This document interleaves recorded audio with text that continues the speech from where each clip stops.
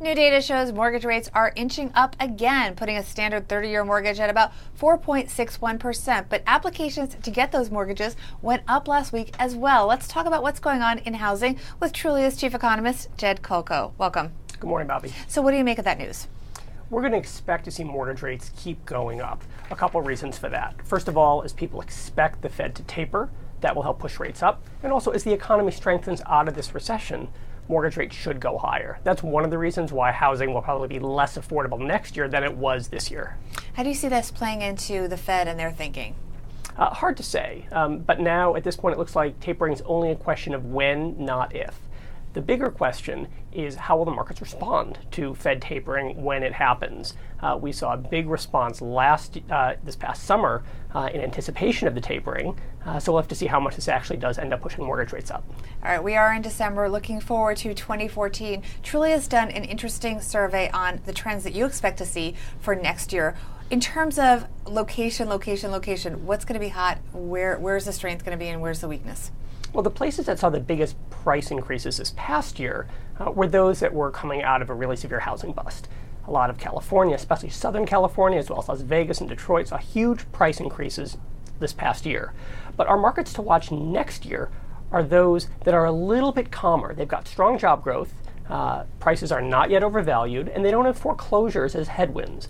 These are places across the South, the Midwest, the Plains, and the Mountain States, places like Oklahoma City and Raleigh, North Carolina, Salt Lake City, Utah.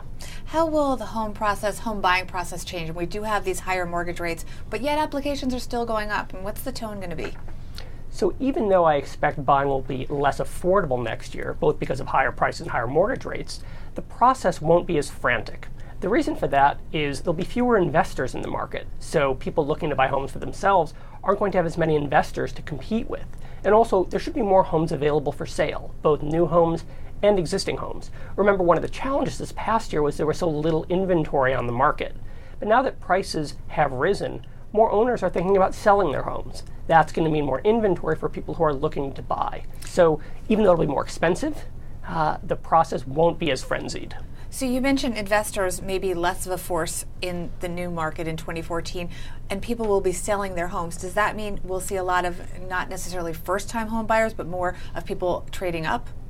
Exactly. I expect 2014 will be the year of the repeat buyer. People who they might be trading up, they might be trading down, but they're going to be selling as well as buying. The reason for that is affordability concerns hurt first-timers, of course. It makes it harder to afford a new home, and they've had a hard time saving for a down payment.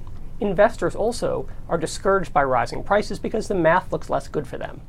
But for repeat buyers, rising prices helps them on their sale at the same time that it makes their purchase less affordable. So I think we'll see them take center stage. The prices you do think will keep rising? I do think prices will keep rising. Not as much as we saw in 2013. Prices are already slowing down sharply in places that had big rebounds this year, like California and Nevada. But prices will keep rising.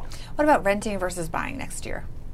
Even though prices will keep rising and rates will rise, I expect it's going to stay cheaper to buy than to rent across the U.S. And in almost all the large metros. We might finally see one or two markets tip in favor of renting. In other words, it'll get cheaper to rent than to buy, possibly in San Jose and other parts of the Bay Area.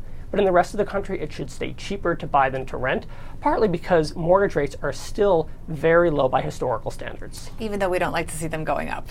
Even though when they go up, it does make housing less affordable. All right. Thanks, Jed. Thanks very much, Bobbi.